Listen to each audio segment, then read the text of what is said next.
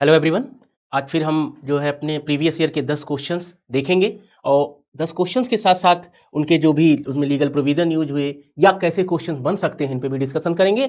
One by one हम एक एक करके इन क्वेश्चंस को देखते हैं और साथ ही साथ इनमें जो क्वेश्चंस आगे चल के बन सकते हैं उन पे भी हम लोग चर्चा करेंगे और देखेंगे कैसे प्रश्न पूछे जाते हैं। देखिए, जैसे पहला प्रश्न है, हमने लिया है in which of the following section of the BNSS the victim compensation scheme was incorporated. ध्यान दीजिएगा, सेक्शन बेस्ड क्वेश्चन है, डायरेक्ट आपसे सेक्शन से रिलेटेड पूछा जा रहा है, सेक्शन के बारे में जानने का प्रयास किया जा रहा है। तो अगर देखें इसके इस आधार पे BNSS के आधार पे तो हमें पता चलता है कि जो दिया गया है विक्टिम कंपनसेशन स्कीम के बारे में एक्सप्रेसली प्रोवाइड है सेक्शन 396 के अंतर्गत।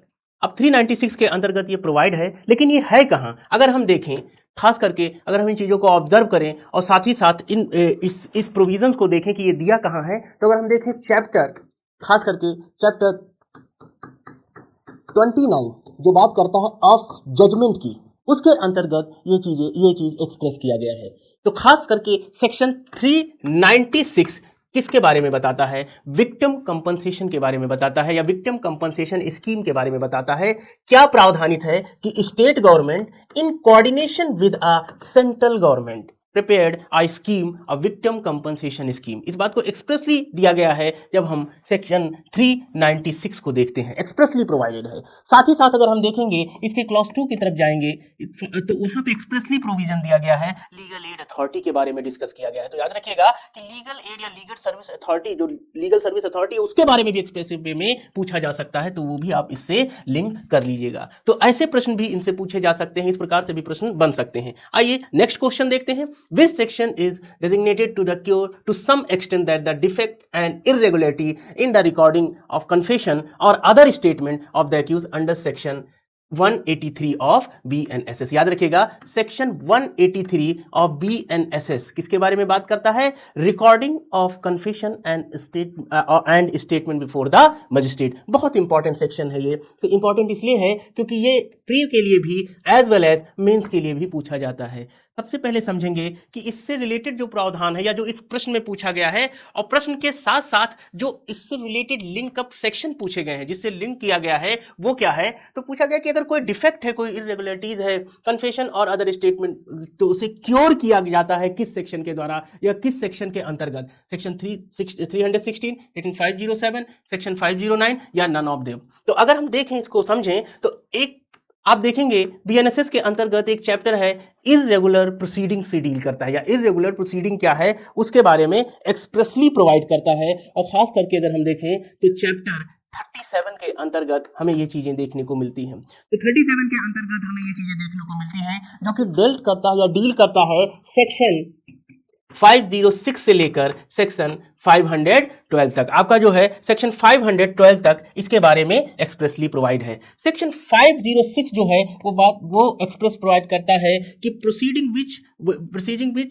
वेटेड द प्रोसीडिंग के बारे में, और सेक्शन 507 बात करता है which do not weighted the proceeding. तो इस चीज को एक्सप्रेसली वे में या एक्सप्रेस वे में बताया गया है, चाहे वो सेक्शन 506 की हम बात करें जो बात करता है do not weighted the proceeding या प्रोसीडिंग के बारे में, और इसी के साथ साथ अगर हम देखें सेक्शन 509 जो एक्सप्रेसली इस बात को प्रोवाइड करता है या एक्सप्रेसली इस बात को एक्सप्रेस करता है कि नॉन कंप्लायंस ऑफ सेक्शन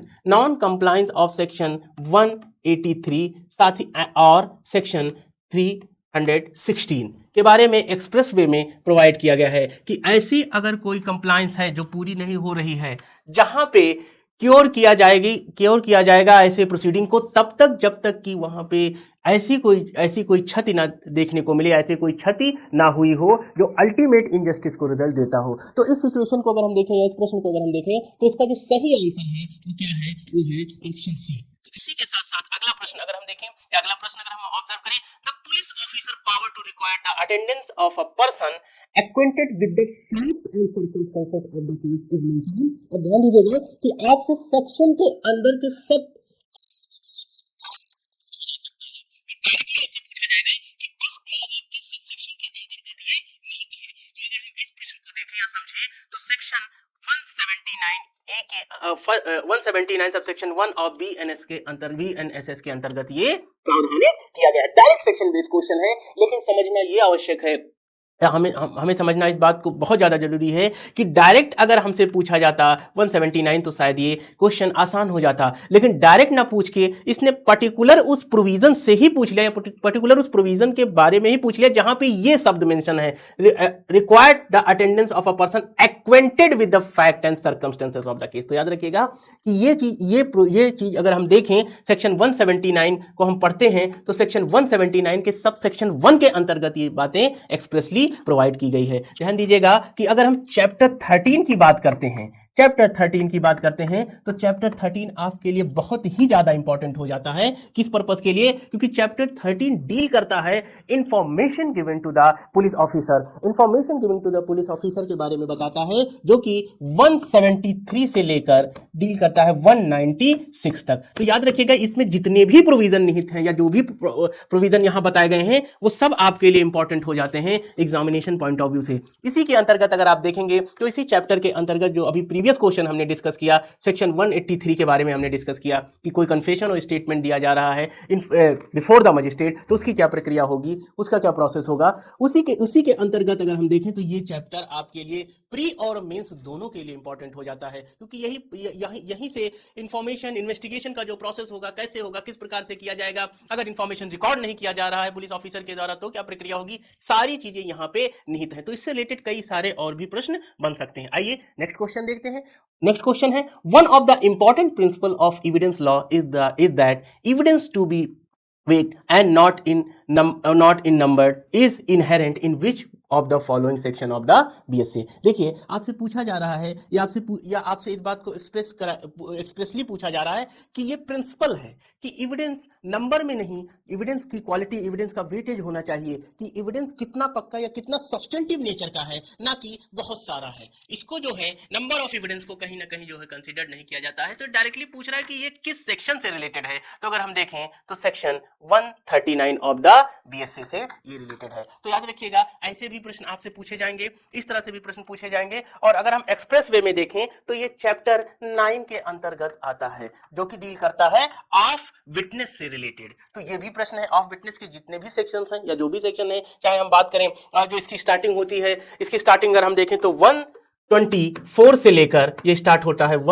हम देखें 39 तक। तो इस बात को एक्सप्रेसली प्रोवाइड किया गया है अगर हम देखेंगे चैप्टर 9 के अंतर्गत। तो इसका जो सही आंसर है वो सेक्शन 139। नेक्स्ट क्वेश्चन अगर हम देखें, position is the prima facie evidence of the ownership, this principle is described in. देखिए डायरेक्ट सेक्शन बेस्ड क्वेश्चन पूछ रहा है कि पोजीशन जो है वो प्राइमा फेसाई एविडेंस होता है ओनरशिप का। मींस प्रथम दृष्टया अगर किसी का कब्जा है किसी प्रॉपर्टी पर तो प्रथम दृष्टया यही अनुमान या प्रथम दृष्टया यही प्रिजम्पशन लगाया जाएगा कि जिसका कब्जा है वही क्या है, उस प्रॉपर्टी का या उस संपत्ति का मालिक है। तो ये बर्डन ऑफ प्रूफ से रिलेटेड प्रश्न पूछा गया है और डायरेक्ट आपसे सेक्शन बेस्ड क्वेश्चन पूछा गया है कि बर्डन ऑफ प्रूफ के अंतर्गत अगर हम देखें या बर्डन ऑफ प्रूफ के अंतर्गत हम समझने की कोशिश करें, देखने की कोशिश करें, खास करके अगर हम देखें चैप्टर 7 के अंतर्गत कहां से कहां तक 104 से लेकर हमें देखने को मिलता है 120 तक ऑफ द बीएसए, जो कि एक्सप्रेसली प्रोवाइड किया गया है या एक्सप्रेसली बताया गया है बर्डन ऑफ प्रूफ के बारे में। और अगर हम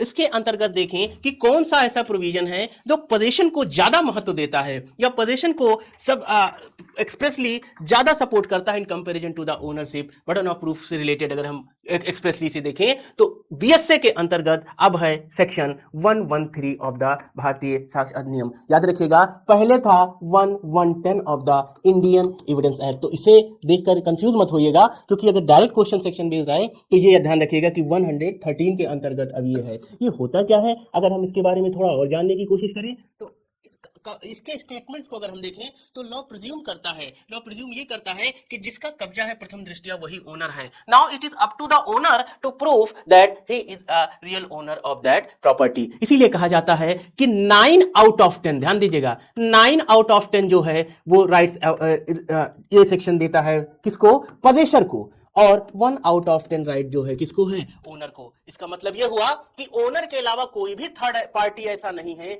जो उस पोजीशन को उस पोजीशन से हटा सके। Only owner have the right to dispossess that person if he establish that he is an actual owner of that property। तो ये चीजें भी आपको समझ में आनी चाहिए कि क्यों इसे बनाया गया, क्या इसके पीछे रीजन था। इसके पीछे रीजन कहीं ना कहीं यही था कि डिस्प्यूट ना अराइज हो। कल को कोई भी जो कि रह रहा है किसी भी स्थान पर, किसी भी प्रॉपर्टी के अंतर्गत, कोई भी कल को आके ये ना कहे कि अब मैं जो है इस प्रॉपर्टी का ओनर हूं, तो ये डिस्प्यूट्स की जो है डिस्प्यूट्स के जो है नंबर्स बढ़ जाएंगे। इसलिए कहीं ना कहीं इसी बेस को बनाकर इसको जो है पोजेसर को यहाँ पे प्रोटेक्शन दिया गया है। किस सेक्शन के? तो सेक्शन बेस्ड क्वेश्चन था, लेकिन याद रखिएगा अगर प्रश्न आपको इन एरिया से भी बन रहे हैं तो आप इजीली उसे सॉल्व कर ले जाएं, इसलिए मैंने यहाँ पे आपको एक रेफरेंस दिया।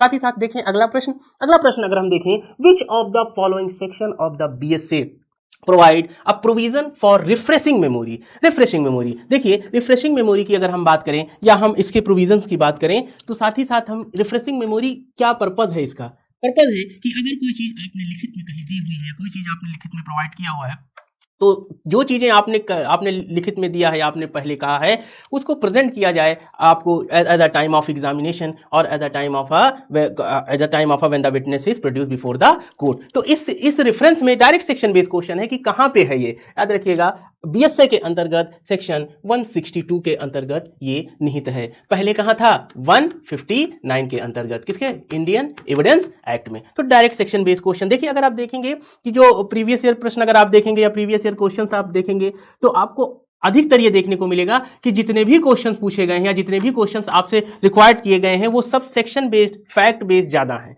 या फैक्ट और सेक्शन से रिलेटेड ज्यादा हैं। आपसे कोई भी ऐसा प्रश्न जो पूछा जाएगा, 2, 4 या 10 प्रश्न ऐसे होंगे जो कॉन्सेप्चुअल बेस्ड या फिर केस स्टडी बेस्ड होंगे, तो उनको भी हम लोग डिस्कस करेंगे। आइए देखते हैं next question, which of the following section of BNS is related to the heckling test. देखिए हेकलिंग टेस्ट के बारे में बात की गई है कि कौन सा सेक्शन है जो हेकलिंग टेस्ट के बारे में या एक्सप्रेसली प्रोवाइड किया गया है या बताया गया है बीएनएस के अंतर्गत। तो अगर हम इस टेस्ट की बात करें तो ऑब्स्सिनिटी से रिलेटेड है। कोई भी ऐसा ऑप्शन सब्सटेंस या कोई भी ऐसा ऑप्शन से सेल किया जा रहा है, कोई भी ऐसी बुक सेल की जा रही है, तो ऑब्स्सिनिटी टेस्ट से रिलेटेड ये कहीं ना कहीं रिलेट करता है। तो अगर हम देखें तो ये डील करता है या ये प्रोवाइड किया गया है सेक्शन 294 ऑफ द बीएनएस, भारतीय न्याय संहिता के अंतर्गत। ये अगर हम देखें या हम ये ऑब्जर्व करने की कोशिश करें कि ये किसका पार्ट है या ये किस चैप्टर के अंतर्गत आता है, तो ये चैप्टर 15 ऑफ बीएनएस के अंतर्गत आता है, जो कि डील करता है offences against the public safety,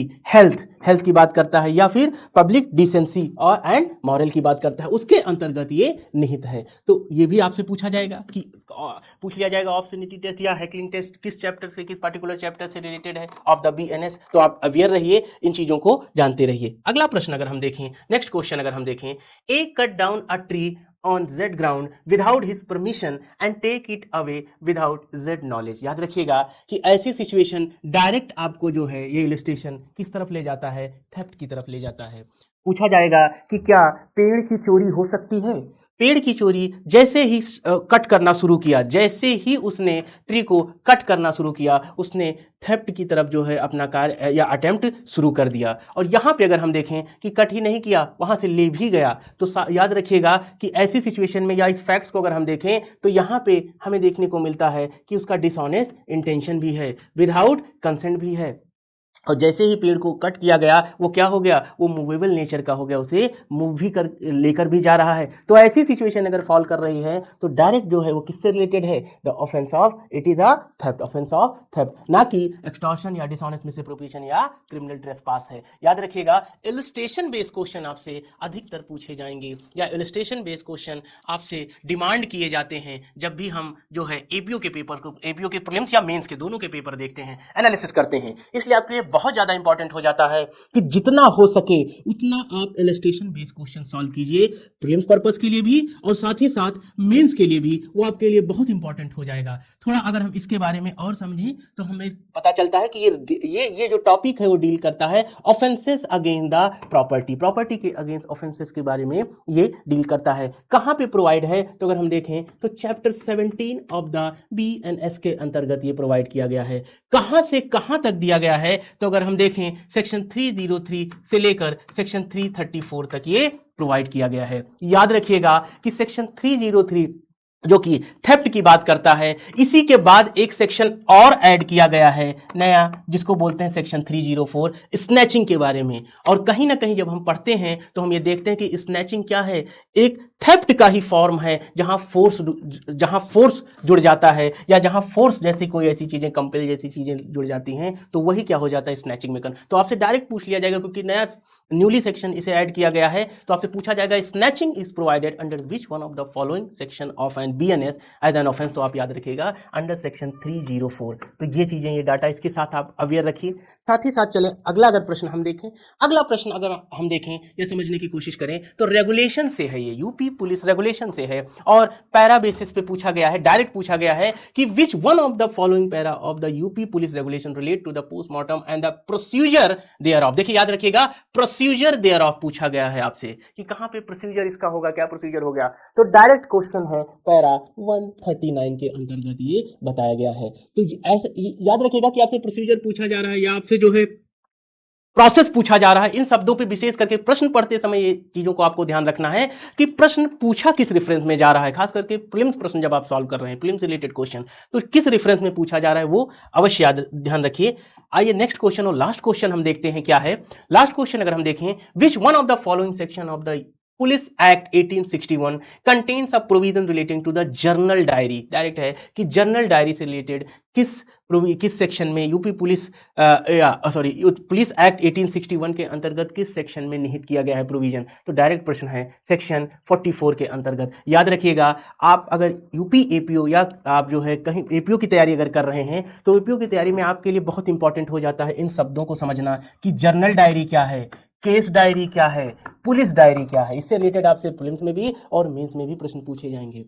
general diary की अगर हम बात करें, तो जो पुलिस या पुलिस पुलिस स्टेशन के इंचार्ज जो रहते हैं, वो अपने डेली बेसिस पे जो भी उनका कार्य होता है, जो भी चीज़ें, जो भी वेपन कैरी करते हैं, वो इसमें जो है मेंशन करते हैं। या सब्सटेंस जो होता है, कोई भी एफआईआर दर्ज की गई तो उसका जो सब्सटेंस होता है वो भी इसी पर्टिकुलर जनरल डायरी के अंतर्गत मेंशन करते हैं। केस डायरी की अगर हम बात करें, तो एक पर्टिकुलर ऑफेंस के लिए एक पर्टिकुलर केस डायरी होती है, जो रजिस्टर्ड हुआ है उससे रिलेटेड एक पर्टिकुलर क्या है, केस डायरी मेंशन होती है। और पुलिस डायरी की अगर हम बात करें, इसमें जो एफआईआर या जो भी इंफॉर्मेशन दी गई पुलिस ऑफिसर को, उसके जो सब्सटेंस है वो यहाँ पे रिकॉर्ड किए जाते हैं। तो ये चीजें आपको क्लियर होनी चाहिए कि पुलिस डायरी क्या है, केस डायरी क्या है, जनरल डायरी क्या है। और साथ ही साथ इनसे रिलेटेड जो प्रश्न है वो भी आपके लिए बहुत इंपॉर्टेंट हो जाते हैं, चाहे वो प्रीलिम्स पर्पस के लिए हो और चाहे वो मेंस पर्पस के लिए हो। और साथ ही साथ जब भी आप कभी भी ऐसे प्रश्न सॉल्व कीजिए जो सेक्शन बेस्ड हो, मैं बार बार आपसे कहता हूं कि इनसे रिलेटेड और जो भी प्रोविजन बन सकते हैं या जो प्रश्न बन सकते हैं,